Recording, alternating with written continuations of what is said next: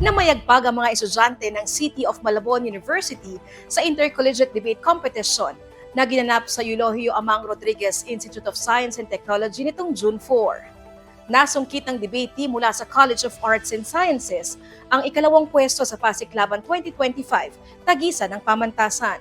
Naging mainit ang batuhan ng argumento sa semifinals round sa pagitan ng CMU at pamantasan ng lungsod ng Maynila. Nagtapos sa tayang score matapos makakuha ng parehong 60 points ang dalawang universidad. Sa huli, pinabura ng Chief Adjudicator ang PLM dahilan para makuha ng CMU ang second place. Ang CMU debate team ay binubuo ng kanilang team captain at executive producer ng CMU iConnect na si Carlo Luis Candelaria mula sa Bachelor of Arts in Journalism, John Michael Hermida mula sa Public Administration, at Daniela Fischata mula sa Political Science.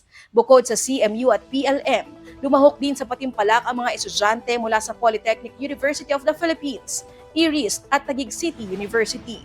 Bigumang makamit ng CMU ang kampyonato, napukaw naman ng CMU team ang suporta at paghanga ng mga manonood dahil sa kanilang ipinakitang galing sa pakikipagdebate. Ito ang unang pagkakataon na lumahok sa isang intercollegiate debate ang City of Malabon University. Ang kanilang tagumpay ay patunay ng talino, tapang at galing ng kabataang Malabueño.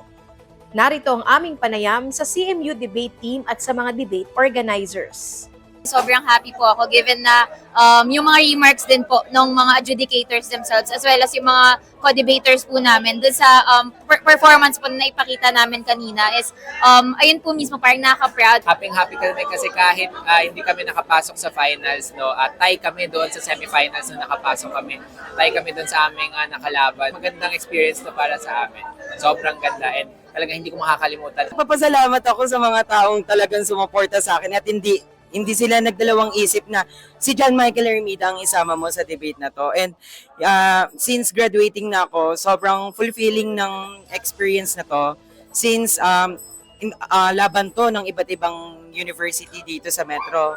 And then also, na-represent ko yung school ko bago ako umalis. Naniniwala naman ako yung mga estudyante natin sa mga SUCs ay hindi lang magagaling, hindi lang matatalino, kundi alam nila kung ano yung nangyayari sa lipunan. We want also to have collaboration like joining in your events. Of course, the exposure of our school, given it's a state college, but of course we want also to be exposed not only among SUCs but also among private universities and colleges.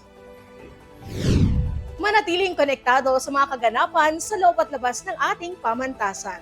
I-like at i-follow ang aming Facebook page at mag-subscribe na sa aming YouTube channel na CMU iConnect. Ako po si Professor Jentan, konektado para sa kabataang Malabueño.